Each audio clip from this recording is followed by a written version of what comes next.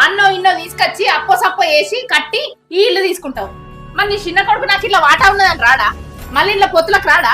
మాకెందుకు ఆ పెంట? అసలు మేము ఈ ఊళ్ళోనే ఉండదు అనుకుంటున్నావు, ఇంకా ఈ ఇల్లు తీసుకొని ఏం చేయమంటావు? నలుగురిలో నల్లముఖం అయింది మాకు ఈడ. మా ఊళ్ళోకి పోయి మేము ఆన్న ఇల్లు కట్టుకొని బతుకుతాం. ఈయన 10 మందిలో పోతే నీకు గింత అప్పు ఉన్నదట, మీ ఊళ్ళు గంటగానం అప్పు వేసిరట అని ఇజ్జత్ మనం తీసి ఏమిటికి ఇంకీడ బతుకుడు. గేట్స్ అప్పుడైతే చాలు మళ్ళీ ఏ అప్లోడ్ వచ్చింది అనుకొని మేము భయపడకుండా బతకాలి. ఎందుకు ఈ బతుకు? ఏం మాట్లాడతానవే భవాని? నువ్వు ఇలా మాట్లాడాల్సిన అవసరం నీకు లేదు. నా కొడుకులతో నేను మాట్లాడుకుంటా. నువ్వేందే వాళ్ళకి చెప్పేది? వానికి అన్ని తెలుసు. అరే పెద్దోడా చిన్నోడా చెప్పురా. వాళ్ళేం చెప్తారత్తమ్మా? మా మాటనే వాళ్ళ మాట. మాకు ఇల్లద్దు ఏమద్దు, పోయి అగ్గిలో దొరుకుతామా? నువ్వు ఇల్లు అమ్ముకో, ఏమన్నా వేసుకో. ఏందే ఏం మాట్లాడతాను?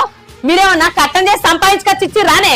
నా మొగడు నేను కట్టబడి కట్టుకున్నావు, నా కొడుకులకు అక్కడ కట్టదని. నువ్వేందే ఏమో అమ్ముకో కట్టుకో అని మాట్లాడుతున్నావు?